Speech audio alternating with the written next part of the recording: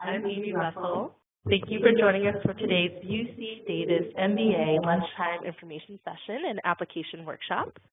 Want to make sure, can everyone hear me okay? If you can't, go ahead and type in on the bottom of the screen. So we're here representing all three MBA programs offered through UC Davis. Our Bay Area MBA, located out in San Ramon, our Sacramento MBA out in Sacramento, and then the full-time MBA out in Davis. Regardless of where you're looking at, you're going to be having the exact same degree and exact same experience out there. So I wanted to go ahead and introduce you to some of our team before we launch into the different slides. So I'm our Associate Director. I head up recruitment in the Bay.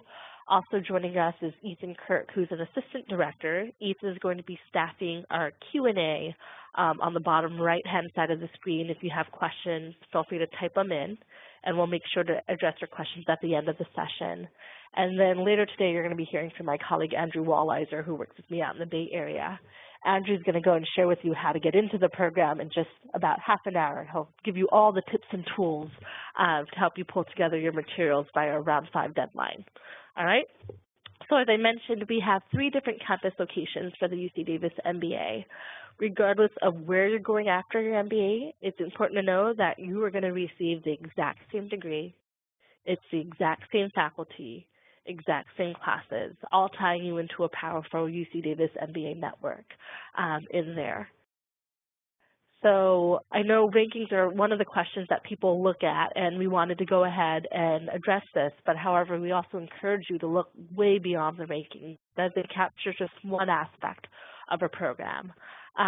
With that said, this is the 20th year in a row that our full-time program has been ranked in the top 10% by U.S. News and World Reports, and the 4th year in a row that the part-time program is the top 30 overall program by U.S. News. So the UC Davis MBA is something, it's a degree that will open doors on your resume. It will grab employers' attention. It will let them know that you worked hard to get in, you worked hard for your degree, and most importantly, you're going to be bringing some hardcore skills that you'll use throughout your time at any company in which you're at. The other piece that I wanted to make sure to highlight is the fact that we were the fastest rising business school by the Forbes ranking last year. This is based on the alumni return on investment. So over the course of their careers, our alumni are seeing a great increase from their pre-MBA salaries to post-MBA salaries. And then lastly, we have outstanding faculty that are here with us. Whether, it's the exact same faculty that you'll see in our San Ramon and our Sacramento campus that you will see at the full-time campus. This isn't the case at all the part-time programs, but for you, you're going to get the same caliber, the same tier of instruction. Okay? So with that said, I'm going to go ahead and turn it over to my colleague, Andrew Walliser, who will talk with you more about what the admissions process will look like, and then definitely we'll be happy to talk with you about your questions at the end of the day. All right, thank you, Amy. Just like Amy said, I hope everyone can hear me right now. If you can't hear me, please type it into the Q&A box so we can make sure we can get that solved. Also, as Amy said, I'm our Assistant Director of Admissions here. I work primarily with the Bay Area program in San Ramon, but I also help out with the full-time and the Sacramento program. So hopefully this will be a good process for you guys and you get all the information you're looking for.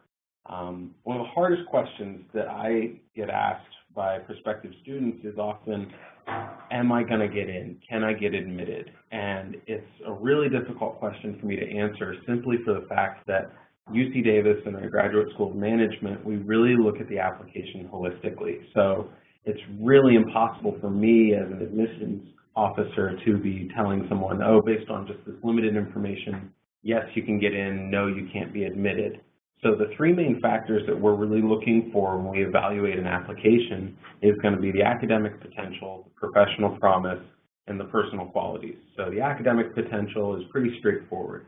We want to see your undergraduate grades. We want to see any other higher education courses that you've taken and how you did in those.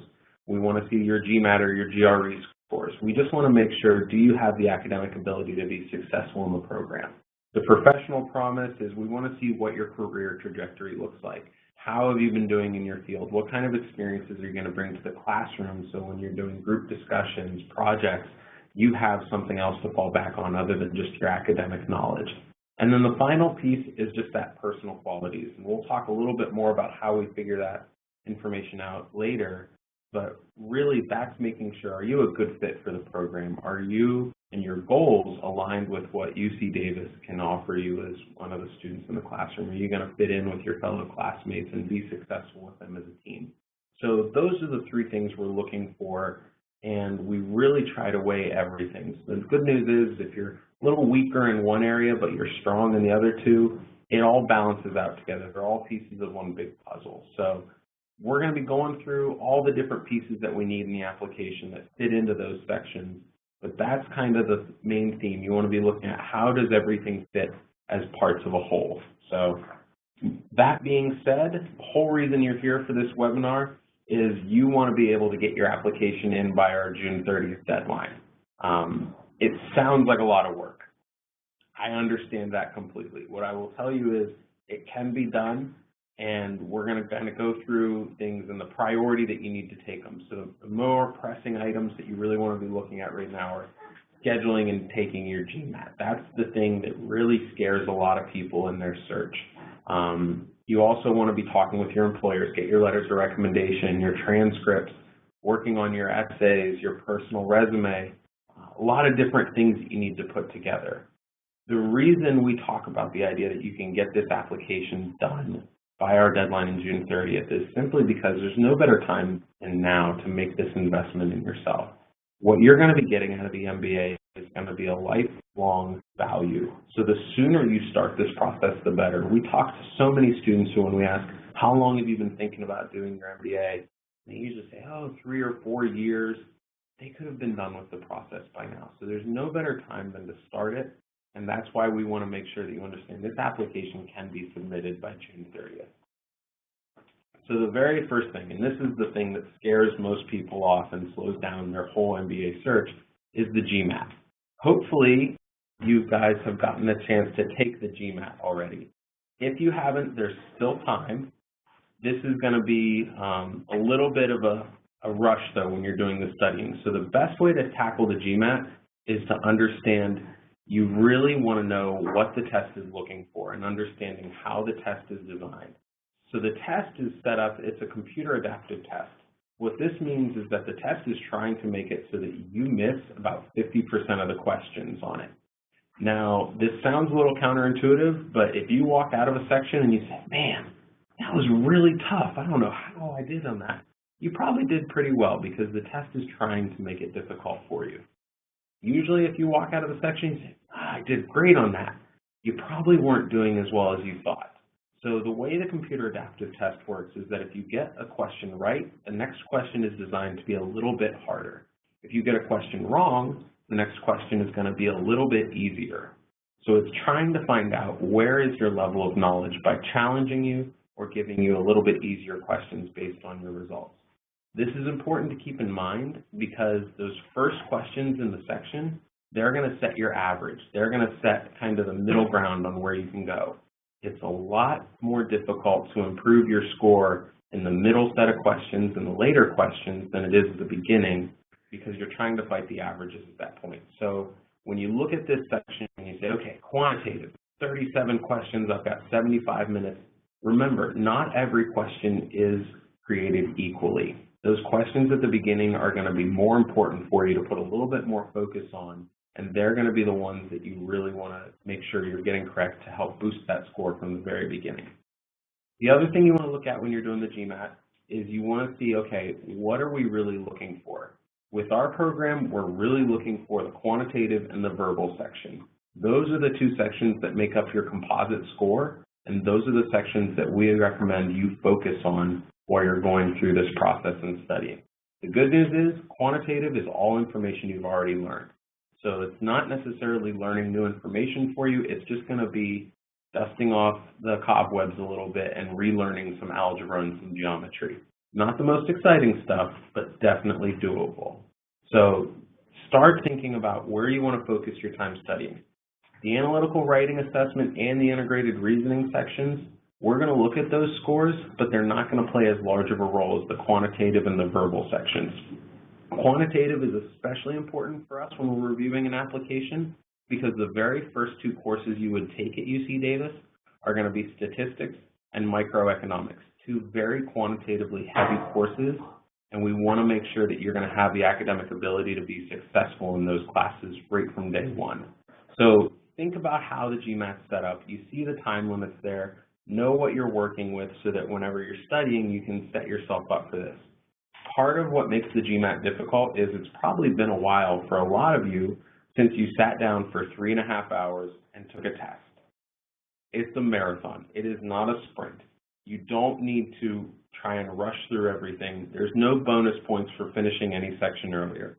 One of the nice tricks that we always talk about is if you get to the end of a section and you have a question left and you know the answer and there's 5 minutes left in the section, just sit back and relax.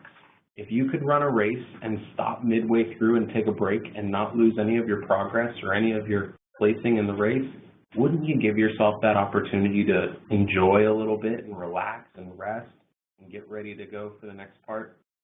Think about that when you're taking the test.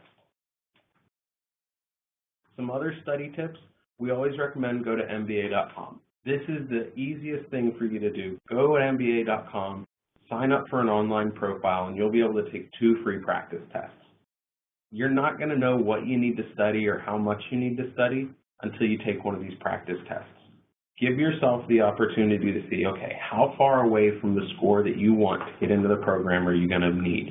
For our part-time programs, the average GMAT score is about a 580. For a full-time program, the average GMAT score is a 680.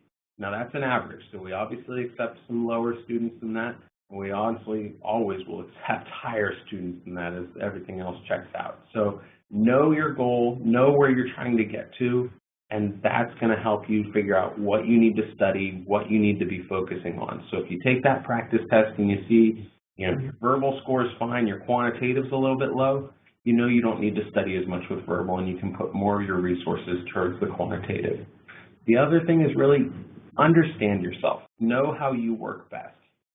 It's not always going to be easiest to study for the GMAT sitting at home if you have a wife, if you have a husband, if you have kids, if you have pets. Pets don't understand that you're trying to study and you're trying to focus. Put yourself in the environment that you're going to be successful at. So really sit back and think, what's going to make this so I actually get the information I need when you're studying, not just sitting there with a book and hoping that it all soaks in. Really try to think about that.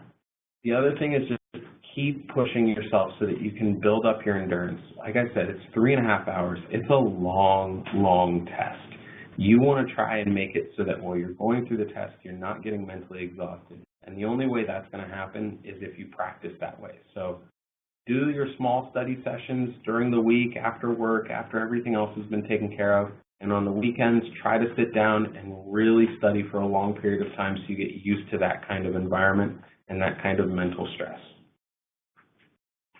If you're worried about studying for the GMAT on your own and you're looking for maybe an opportunity to get a little bit of help from a professional company, we've actually partnered with a couple of different resources for you. So depending on what you're looking for, whether you want a live online course, on-demand live courses, or even live in person, these 3 companies, the Princeton Review, Manhattan GMAT, and Dominate the GMAT, have all partnered with UC Davis.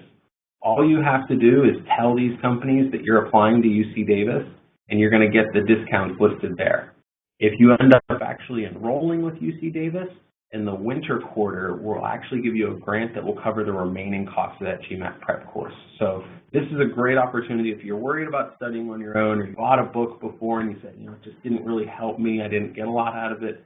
This would be a great opportunity for you to get a little bit of extra help and more resources, and hopefully at a financially doable price for you. So keep that in mind as you go through this. The next big time consumer is going to be the employer support. For our full-time students, it's tough to have this conversation sometimes because our full-time students traditionally are quitting their job for the next 2 years. So if this is going to be a barrier for you in talking with your employer about this process and can't get a letter of recommendation form, let us know because we don't want that to stop you from applying. For our part-time students, this is even more paramount because you need your employers to be on board with this process, because all of a sudden you're going to be spending a lot of time and a lot of energy working on your MBA program. So the first thing you want to do is you want to do your research. What's your company and specifically your supervisor's stance towards an MBA? Do they see value in it? Are they going to be supportive of you maybe missing work a little bit to work on other things? You also want to figure out, okay, depending on how big your company is, what's your company's HR policy? Honestly, the ideal goal of this is hopefully your employer is going to support you and fund some of your MBA for you. You're going to be bringing a lot of value back to them because you're going to be getting new skills and new information constantly. So there is an argument to be made that you are providing an extra resource for the company. So think about that when you're talking with them. If you know anybody else in your company who's got an MBA already, you want to talk to them, see what they went through with the process, if they were able to gain employer support, or if they had any hurdles that they had to clear. So really think about this. Employer support, you might have mentioned, as you might have noticed, I mentioned you need a letter of recommendation from your current supervisor. So doing that research ahead of time, knowing the situation, knowing the environment that you're trying to go into when you ask for this letter of recommendation, that's going to help you. One of the things that we always make sure you think about is put yourself in your supervisor's shoes. If you come into the office and you say, hey, I'm really thinking about this MBA program with UC Davis, I'm going to need Friday afternoons off 2 weekends a month. What's your employer automatically thinking? They're questioning, okay, how are you going to make up your work? Why do you want an MBA? What's going to be the benefit of this? Are you trying to leave the company? Are you trying to leave the department and move to a different position? Are you trying to get my job? Be prepared that when you make this ask for the letter of recommendation, that you have these counter arguments ready. Be prepared with your supervisor to ease some of their fears that this is not going to get in the way. It's actually going to improve your work. It's going to improve the company. We ask for the letter of recommendation from your current supervisor because they give us the best idea as to what is your professional ability right now. If you just started a new role or your supervisor doesn't interact with you much, reach out to us, let us know, and we can work with you on who else you could get a letter of recommendation from. We also need one other professional letter of recommendation from anyone who hasn't ever reported directly to you. So that can be your supervisor's supervisor, a colleague that's on the same level as you, a client or a customer that you've worked with extensively. So that's the easiest way that I would recommend you think about that. Who else can talk about your professional abilities and your managerial abilities that is going to write a good letter for you? One thing we talk about is help them out.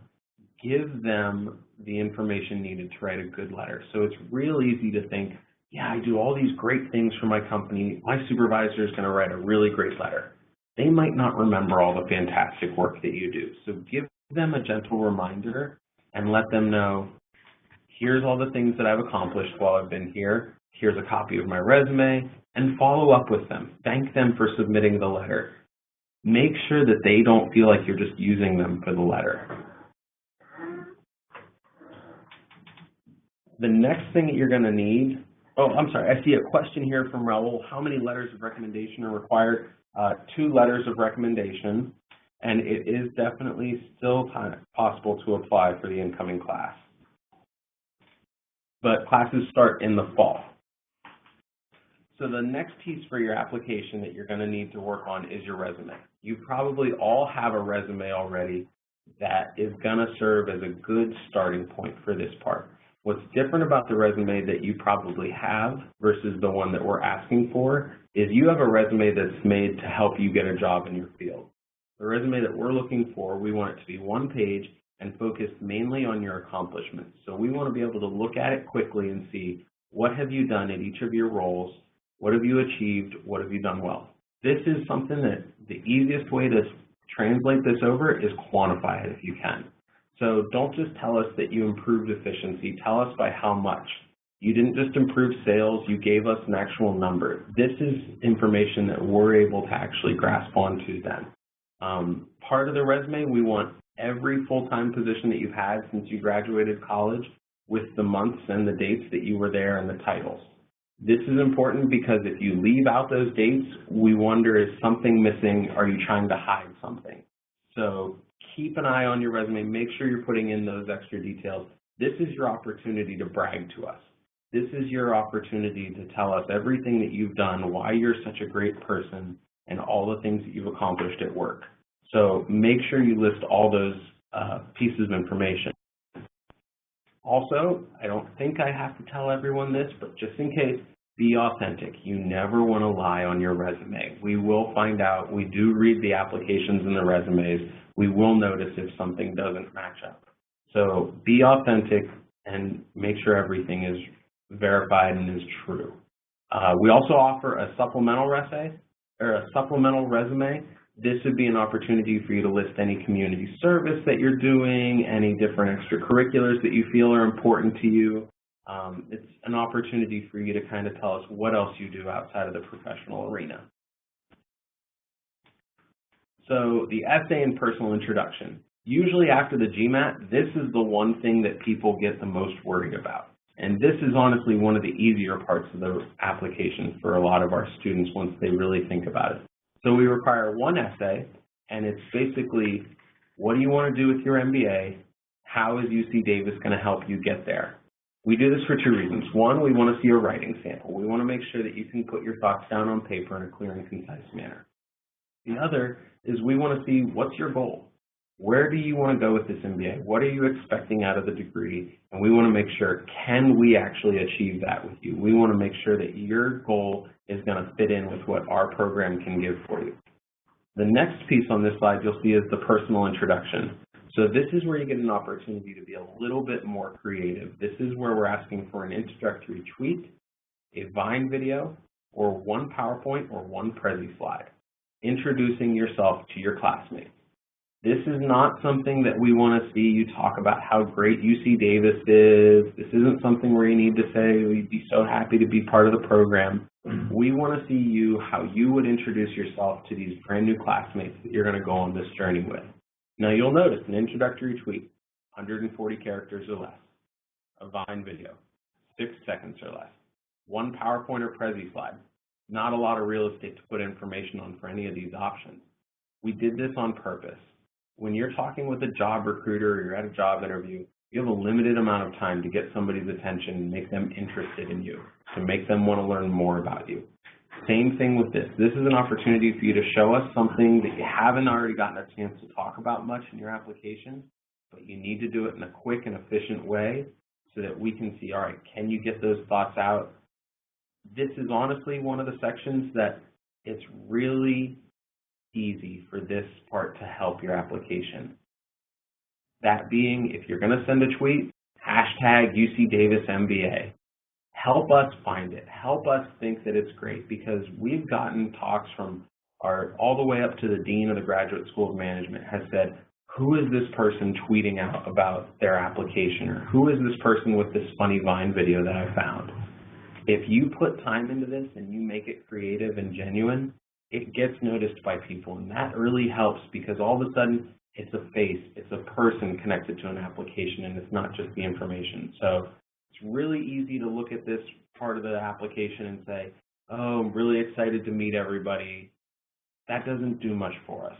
If you put a little thought and creativity into it, it'll really help your application stand out. Transcripts. This is something that you probably have an official copy of your transcripts on hand. That's great. Scan those transcripts, upload them to your application. They're going to be considered unofficial, but we'll be able to make an admissions decision based on those transcripts that you upload. We are going to need official transcripts from your college or university, though, so you will want to start the request process with them as well so that we get those mailed to us. If you're having difficulty getting an official copy of your transcripts, talk with us and we'll work out a way that you can come to one of the campuses and get it verified in person, and then we'll hand you back the originals. So this is something, it's not hard, but it takes a little bit of time depending on your institution. So you want to get this process started sooner rather than later so we can get that information. Next steps. Begin your application by this Friday, May 29th. I tell you guys to do this because we have a couple of application fee waivers here still on hand. This is going to save you $125 if you just start your application. You don't have to start it and submit it. Just go in, type in your first and last name, click Save, and we'll be able to go in and upload the fee waiver to your file. So get that started, and then that way you don't have to worry about paying that $125 application fee. The next most important thing is going to be taking that practice GMAT test at MBA.com. That's going to be your real helpful guide to figuring out what do you need to study for the GMAT, how long do you need to study for the GMAT, and how far or how close you are to the scores that you really are looking for. And then finally is going to be submit your application by June 30th. That's our deadline. That's the one that you really want to focus on getting everything ready for and submitted by so that we can get you as part of the class in fall 2015.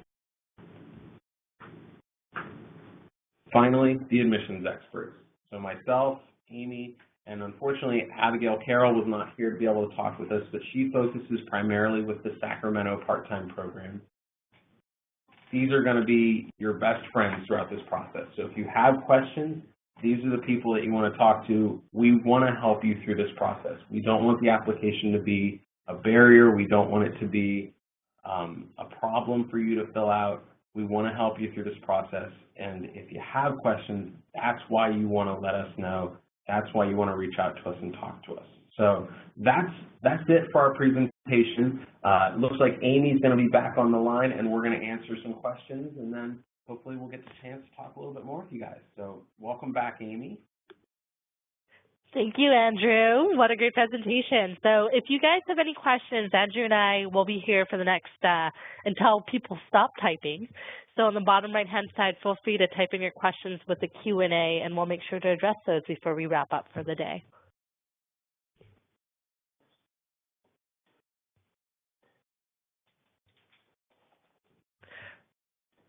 All right, so it looks like our next question is, you recommended taking the GMAT by July 8th. Is that the deadline for fall? Yes, so we need the application submitted by June 30th.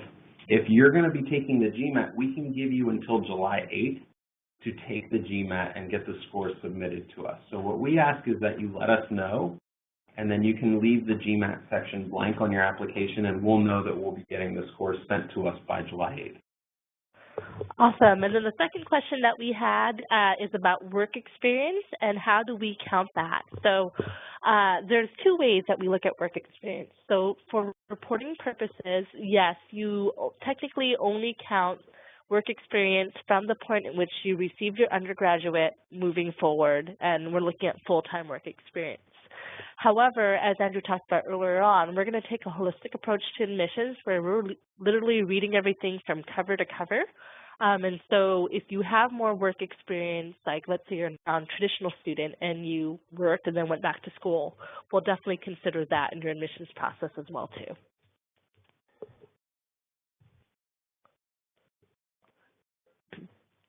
There was another question, are there any prerequisites? No. So we're going to treat you guys as all as professionals within this process. So if you're showing us through the combination of your GMAT or GRE scores and your undergraduate record that you can handle the quantitative rigor of the work, we're going to go and you'll be prepared for the program. Our professors will teach the material as if you've never had exposure to that before. With that said, they do move quickly, so you do want to have a good quantitative background in that. Andrew, do you want to go ahead and take the next question? Sure. So yes, we do only, as of right now, allow students to begin courses in the fall. We do this because of how our curriculum is shaped. So the first 3 quarters, so fall, winter, and spring, are going to be courses that we call the core. You need to take all of these courses in order to take any of the electives that we offer. So like Amy was saying, these are crash courses in different areas. So your first quarter is going to be microeconomics and statistics. The professor assumes that you have no knowledge in the area, but moves at a quick pace to give you a firm understanding and depth of knowledge for all the different areas that you're going to need for your electives. The tag-on question to this is also, would I be allowed to take a quarter off should I need to?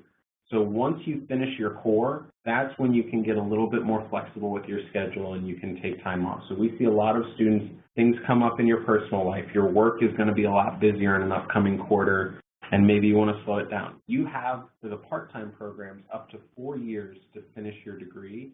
So you're able to slow it down. You're also able to speed up, and you can finish it in as little as 21 months. So I hope that answers that question. Amy, next question's all you. Great, thanks, Andrew. And just to tag on, I want to make sure to clarify, we only have a fall start date.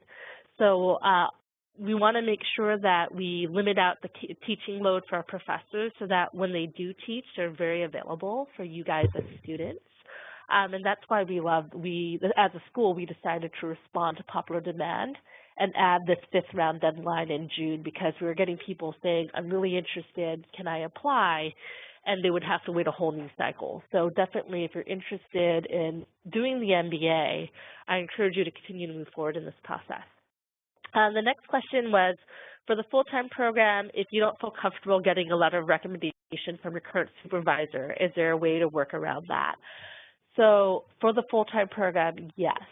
We don't want you to be in a position where you're at risk of losing your job. What you would want to do, so our contact Earl Rasher will be returning to us tomorrow, and just you can reach out to us, and his email, you can reach out to him directly, is elrasher, RAEHSLER @ucdavis.edu, and you can follow up with him. What you'll basically do is ask another person to write the letter of recommendation, and in the optional essay you would explain the situation out there. It will not negatively impact your application to the program. And then the following question is about do we accept transfer credits, and can they have that petition to replace an equivalent core class? So the many MBA programs, we are pretty protective of our reputation, because part of what we want to make sure is anyone who's out there representing our brand, they are being educated at the level that we expect for UC Davis MBAs, because that will directly impact our ability to open doors for future students. So we will accept a very limited number of transfer credits, and they're by petition only. So what you would want to do, it's only from other AACSB accredited institutions. So you should go to that school and see what's their level of accreditation. AACSB is the highest level out there. And what you would do is then you would apply like a typical student, garner admissions, and then actually when classes start in the fall, you would then apply to see what classes came over as a transfer course. It's typically up to just 6 units that we'll take over, so that's just 2 classes of our equivalency, unless you're coming from another UC. And then lastly, can it replace a core class? No, it cannot. However, what you can do is sit to take a waiver exam. So for example, let's say that class came in and it was accepted for the units. What you would then do is you would actually have to test out of the core class, because we want to make sure, since this is the foundation of all of our classes, that students are being receiving instruction at the level that we want our UC Davis MBAs to have. Okay. Last question, the San Ramon program is done entirely in San Ramon. Will there be a need to go to Davis from time to time? So I'll answer it in a couple parts. So you literally, and most of our students, take 100% of their classes in San Ramon. There's no need to go to any other program to take classes. With that said, some students will want to cross-register. So let's say work transfers them up to Sacramento for the quarter, or they're missing a class, and they want to see if they can make it up with the professor's permission. You have the ability to cross-register and do that. In terms of other items where you students need to be in San Ramon, I want to say, and Andrew, I'd love your feedback, I think it's orientation, which is 1 day you spend together in Davis, 1 day in San Ramon, and then commencement, which is out in Davis. It's at the Mondavi Center, brings together the entire class. But I want to say outside of that, any other times that you have to come to Davis, you're going to opt in to not be required to. Andrew, you can think of any other situations? I can't think of any mandatory situations. A lot of times there will be large events hosted by the entire Graduate School of Management. What's really handy for our San Ramon program is that San Francisco is the largest metropolitan area or largest metropolitan city in the area. So a lot of times, a lot of UC Davis's general annual events, so peer-to-peer is a large networking event that we have a couple of hundred people attend and just get to see and meet everybody. That was hosted in San Francisco this past year. So We'll have different events scattered throughout, so you might choose to go to one of those events that wouldn't be at San Ramon, but if you strictly are just looking at classes and when you would have to be in other areas, it's really only maybe 2 or 3 times throughout the entire length of the program. So there's another question here from someone who's looking at the full-time program. Are there opportunities to work with UC Davis's research centers once the core coursework has been completed? Yes, so that's one of the fantastic things about looking at the full-time program. There are many things, but one of the things is that you get to pull from the entire university. So as a student, you can take any other graduate level class that allows for open enrollment. And there are different centers. So for example, the Center for Entrepreneurship and Innovation, our students actually, they're housed under the GSM. We have a very close relationship. We actually run out the Big Bang Business Plan competition, which is a 10-month-long competition where you're going to learn how do you put together your business, how do you work with investors, how do you pitch to them, how do you protect your intellectual capital and go after prize money. We also have students who are working with the Energy Efficiency Center, where they're going to be doing consulting as well for different companies. We've had students go over and do some work with wine and enology. So it depends on what the program is, but there is definitely potential for cross-collaboration. The thing I would want to make sure we do is to get you contacted back over with our colleague Earl Raichler, who can also get you in contact with our students as well too. You can feel free to email Andrew or myself after the session, and we'll make sure to get you Earl's information. Great. Well, that looks like the last of our questions, and I know we're approaching the end of the lunchtime period, but we wanted to thank you all for joining us today. The UC Davis MBA, you're going to be in the midst of an incredible community. It's a very collaborative space. You're not going to be another student within the crowd. Lots of attention from your professors and faculty as well too, and career development. And then the return on investment is pretty tremendous. You are going to be stretched within this degree and to get tools that you'll use throughout the entirety of your program. I'm seeing some other questions that are coming up towards the end. What we'll do is let's go ahead and make sure to address these final questions.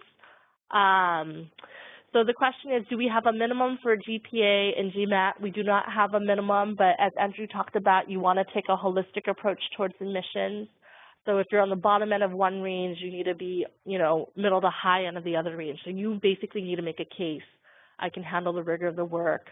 We understand if things happen, let's say there's illness in the family or you're working multiple jobs, you need the optional essay for that. Another question is, do I have the option to cross-register? And indeed you do. So the core classes you have to take at your home campus, but the electives, you can opt in to take them at any of the other campuses, and you can take up to 12 or 15 units at a different campus. And are there our graduate programs taken, so we'll speak directly. We focus on the MBA admissions, and so the different graduate programs, you'll want to speak to them directly for them. The other thing I'll say is that as questions come up afterwards, if you go back to our website, gsm.ucdavis.edu, you'll see there are personal consultations for all 3 of our programs. So you can go and tap into that, and we're definitely happy to speak with you more on one-on-one and continue to work with this in the process. So with that said, what I'd like to do now is to go ahead and wrap up the application webinar for today. You guys have been great. Thank you so much. Lots of really good questions. Final deadline for the year is coming up on June 30th. So if you're interested, definitely start your materials by this Friday so we can add in an application fee waiver for you. And then please feel free to reach out to us individually as well. So thank you guys very much. We look forward to reviewing your materials for this fall's admissions.